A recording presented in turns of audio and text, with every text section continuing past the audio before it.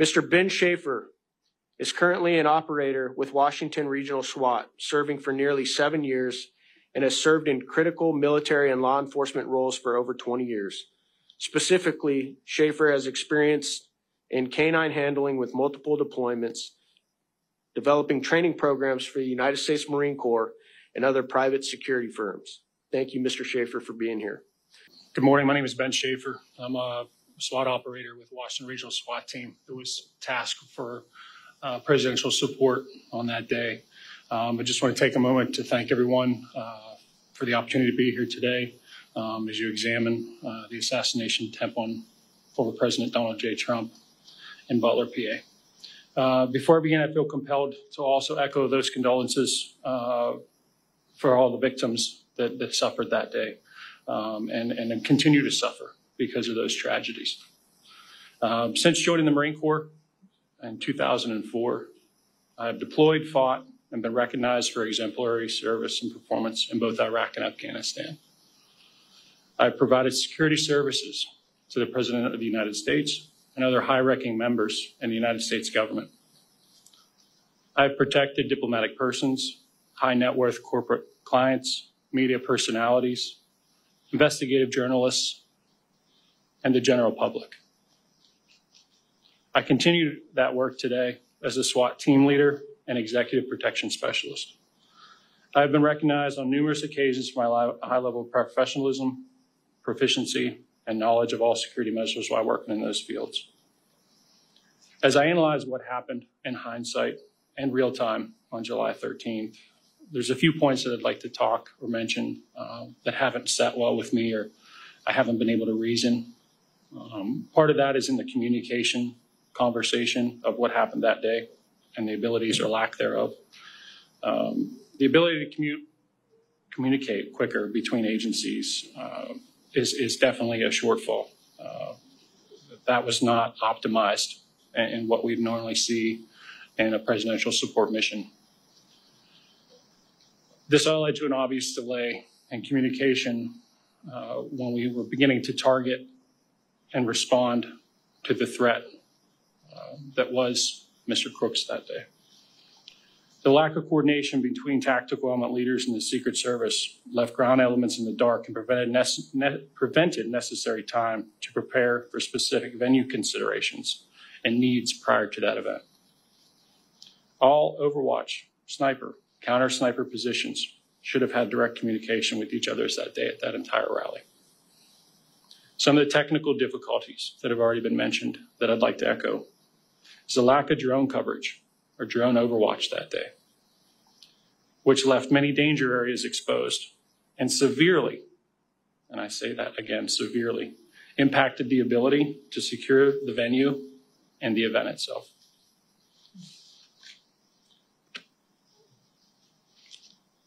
Other points of failure, other danger areas that have been noted, and I feel the need again to echo those, is the water tower that was located in the northeast section of the event. That's a major, if not catastrophic failure to not identify that is a elevated, optimal, and opportunistic place for anyone with any kind of knowledge to wreak havoc on that event. The task that day, broken down, included local law enforcement's responsibilities that include traffic, parking, and access were their primary roles. State law enforcement handled crowd control, medical support to those in need. Due to the temperature that day, there were a lot of heat casualties, a lot of heat strokes, a lot of heat stress-induced issues. The local counter-assault teams were to neutralize and mitigate any threat to the former president. Local SWAT Counter-Sniper teams were to scan and hunt for anyone deemed a deadly threat to any member of the crowd or the former president. In conclusion to what I have to say today, there's no question that there were critical failures during the Butler event. It is important that we learn how and why this security failure occurred so that we can better provide safety and security to those high-ranking officials and the general public in the future. I truly believe Americans deserve that. Thank you for your opportunity to testify before you today. Happy to answer any questions that you may have. So let's take a look at this from the local perspective. Ben, thank you for being here. Let's talk about the communications. Let's start there. Was there a central communications center in place? Yes, there were. That was provided by the Butler Emergency Services Unit. And typically, was the Secret Service? Did they have a person on the scene, a decision maker on the scene in case an emergency happened? I believe that there were a Secret Service agent responsible for the scene. However, they were not, to my knowledge, co-located at the command center itself. And so I want to make clear. So who was present in the communications command center that might have made decisions for Secret Service? Secret Service, on my understanding, is that the information that was gathered by the command center, which would have been being operated by the Butler Emergency Services Unit and the commander in that capacity, he was responsible for relaying that information to a point of contact he had. And my understanding was that it was over a cell phone as opposed to in-person communications. Is that normal to have a cell phone communication, or is there usually a body there that can make a decision? In most security postures and events that I've been part of for these types of events, there is someone actually physically co-located for that reason. Due to the loss of cell phone service, which we experienced that day, a possible loss of radio communications that day. It's a very robust and fail-proof way to communicate because of the level of importance that's needed. Let's put it this way: were radios and communication implements offered to Secret Service by the local operators? They were, yes. And what was the form of the communication? The form of communication would be some type of encrypted law enforcement style radio. And do you know, did the Secret Service avail themselves of that? Did they obtain those radios? I believe they were offered, but I do not believe they were taken. So they did not utilize the preferred mechanisms of communication that was offered to them. That's correct. Let's talk timeline for a second. So if we look at this timeline, it indicates to us, I'll go 5:10, at 5:10 p.m., the shooter is identified as a suspicious person near the AGR building. Does that sound right to what you're understanding of the timeline? Yes, sir. And so at least some point, somebody had seen him by 5:10 p.m. That's an hour before the shooting. They adjudicated he was suspicious. And in testimony before the committees of Congress, they indicated to us that, when I say they, I'm talking Cheadle, Rowe, and Ray, the directors and interim directors of Secret Service and FBI. They indicated to us that there's a distinction between a suspicious person and a threat. And so you have a suspicious individual, you have a threat, there's an interim category as well. What's that interim category?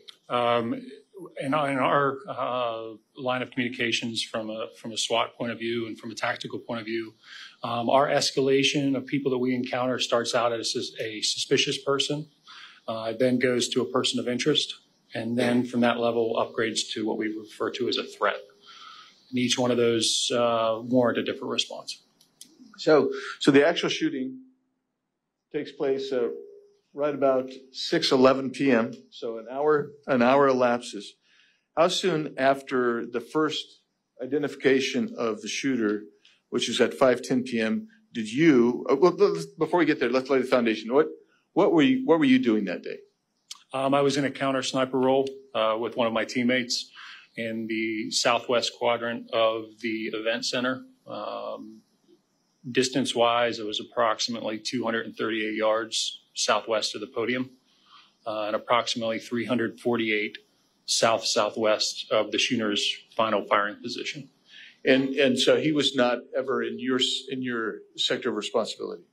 Nor in my visual, nor sector, nor visual. I never had visual. How soon after he's identified were you given information that, or did you hear information that there was a suspicious character that you should be alerted to? I believe those text messages came across, and just to give some background on the text message tactics. So in this type of event, as tactical officers, we try to build redundancy in communications because it's so critical. We start out in a primary role, which would have been our radios that day, communicating on a designated channel amongst all the tactical operators. Because we were in support of the host agency, which would have been the Butler, the Emergency Services Unit, we also were running a secondary channel that was our local Washington Regional SWAT Team channel.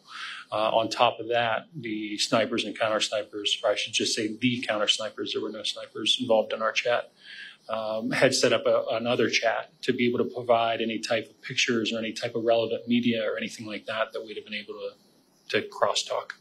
So did you ever see any pictures? Were any pictures ever sent to you? They were. The pictures came across the chat at approximately 5:38.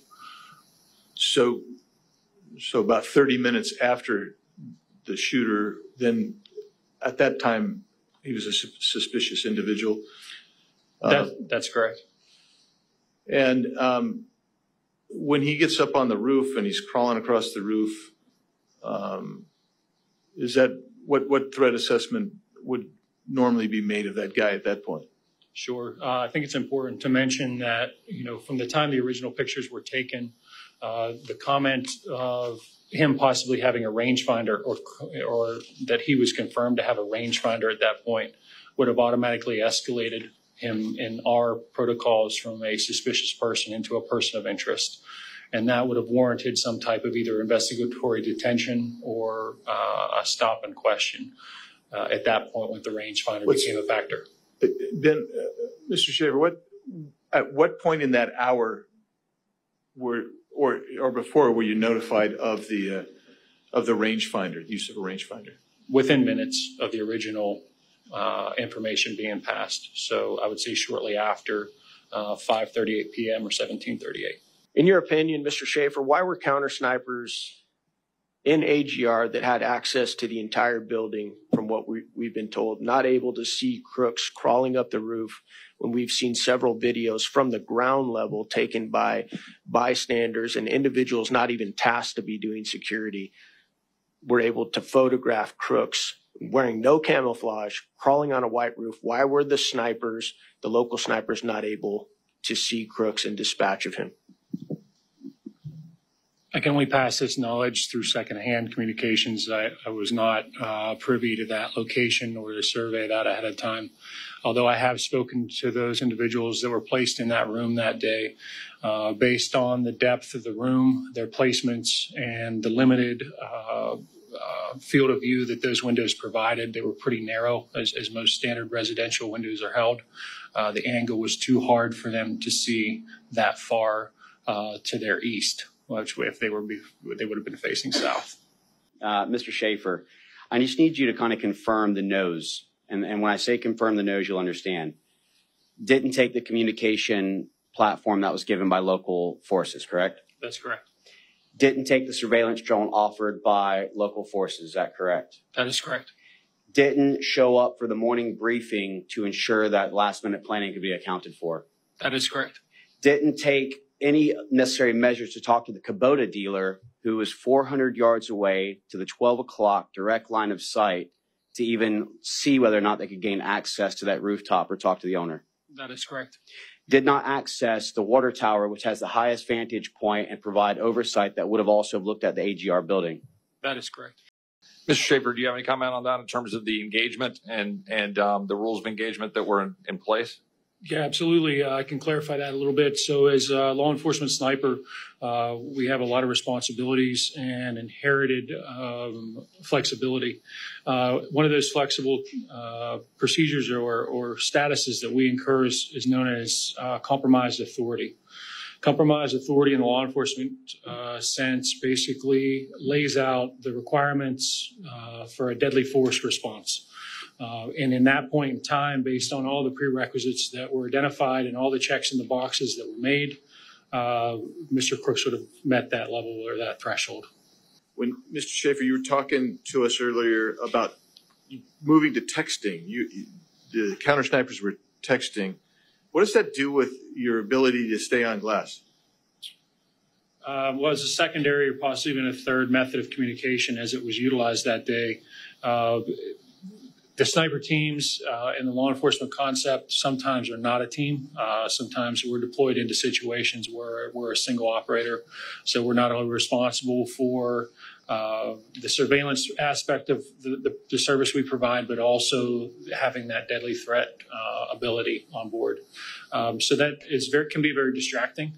In that point in that day, that third level of communication would have pulled us away from our primary responsibilities to provide that deadly cover if needed.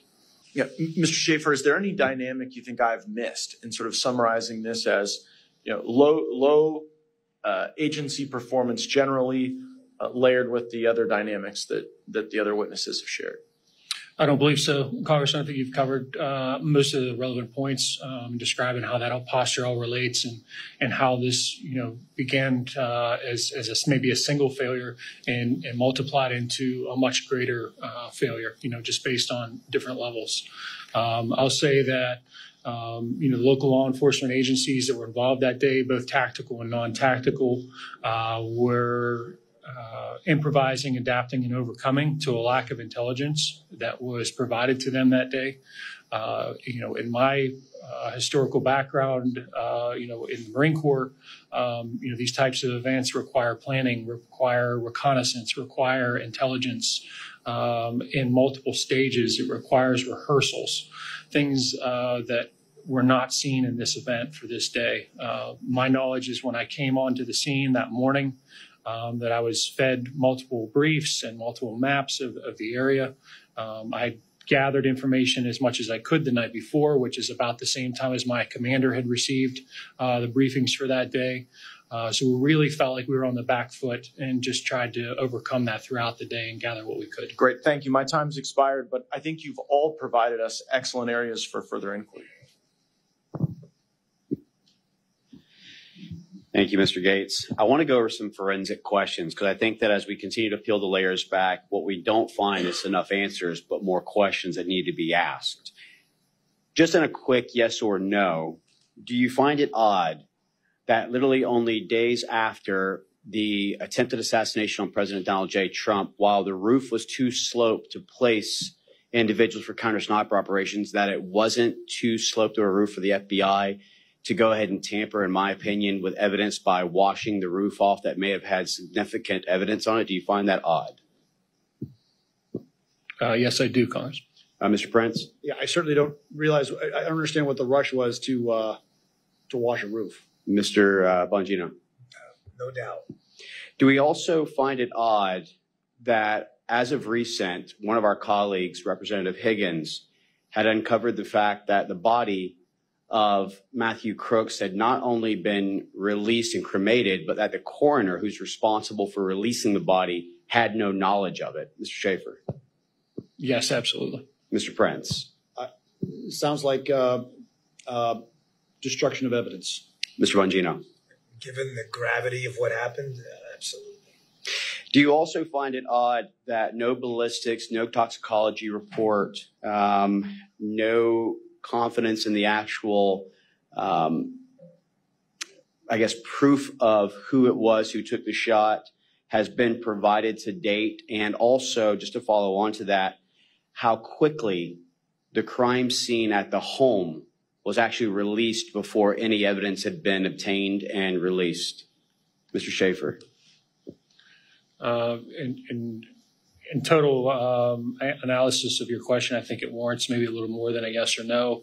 I absolutely find that to be troubling. I also find that there were multiple friendlies that engaged the shooter that day. and no report has been given back to that local agency that was involved in that information. I feel that's critical. Mr. Prince? Yeah, again, there's a lot of things that just smell around the entire thing. And like I said in my opening statement, only the disinfectants of transparency will clean this up. And so covering it up and hiding only compounds a really bad look on the federal government. Mr. Bongino? Yeah, I'll say again, given the gravity of the situation, extremely odd. Do we find it odd that in addition to a 20-year-old not having a social media presence and being scrubbed, that in addition to having the knowledge on how to create sophisticated explosive devices with a multi-channel transmitter, that there was also leaked evidence or leaked information on regards to 3 encrypted accounts? Do you find it odd that these encrypted accounts, which are overseas, has not been discussed and or talked about at any point? Mr. Shaffer? Absolutely, Congressman. Mr. Prince? In the same way that Congress passed a law in 1992 that within 25 years, all things related to the Kennedy assassination were supposed to be declassified and released. Why cover this up? Why, again, what is being covered and what is being covered up and why? And it makes a bad situation even worse. Mr. Bongino? Odd, to say the least, yes. First of all, because we had some conversations earlier about the building from which Mr. Crooks was able to position himself. One of the things that's been talked about is the slope of the roof and all this nonsense. We've seen members, Clay Higgins, some of these guys been able to walk on that roof. One of the things that I was questioning about, nothing was deployed, given the extent that it was allowed to have the perimeter inside of that and then allowed that guy to be able to get access to it and all the stuff you're talking about with the rings. They didn't even deploy anything like putting barbed wire up or anti-climb spikes or anything else, right? There was literally nothing put up to deter someone from being able to get access to those buildings. Is that correct, Mr. Shaffer? You were on site? Yes, Congressman, that is correct. And I mean, would that have been, again, given that it wasn't within the perimeter, would that have been another thing they could have done? Was done something to at least limit the ability to have access to the building? Put some sort of anti-climb spikes, barbed wire, anything up around it? Yes, there were multiple possibilities on how to defeat that or possibly take that out of play as a threat area.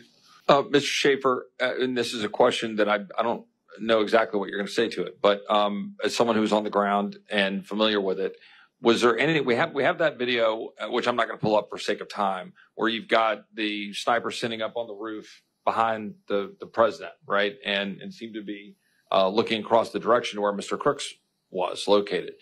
Was there at any point any rules of engagement or any orders coming down from on high that prohibited those individuals from reacting, to the best of your knowledge? Because I'm trying to figure out what was in their line of sight. And again, it's speculative from my standpoint because I'm not there. Sure. So I can speak on both locations. So the north team, we'll call them, in the northern side of the buildings there, had a few obstructions visually to be able to engage them, to engage the shooter at that point in time.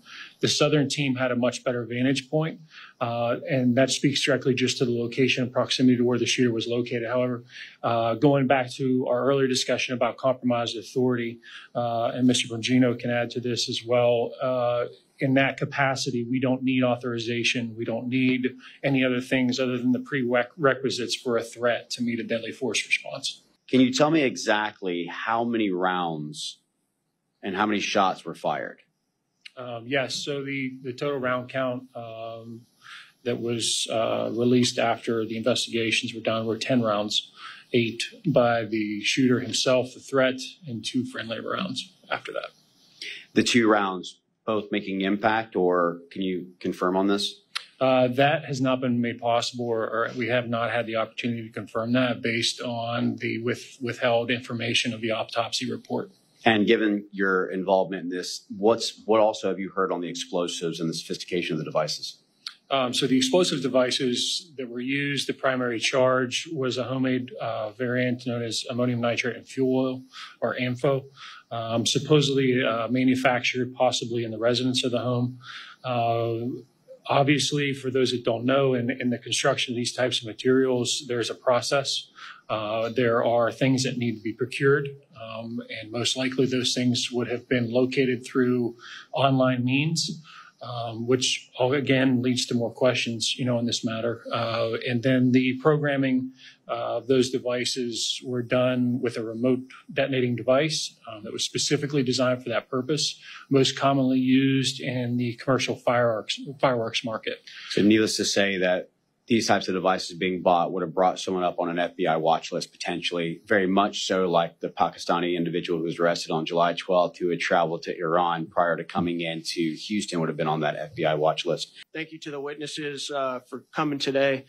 I want to especially thank Ben Shaffer for coming out today. Anytime you're in law enforcement and you take the risk to come and testify before Congress like this, it takes a lot of courage. So, Ben, thank you. I know a lot of other individuals would not be willing to come testify. I also want to thank Mr. Prince for providing your expertise. This is for any whistleblowers out there that want to work with this committee as we move forward, or this panel, whatever we're calling it. The email is now live if you want to reach out. It's j13tipline@mail.house.gov. That is j13tipline@mail.house.gov. Obviously, a big part of this panel and, how much success we have or don't have is going to, rely on whether or not we have people who are willing to whistleblow and come talk to us.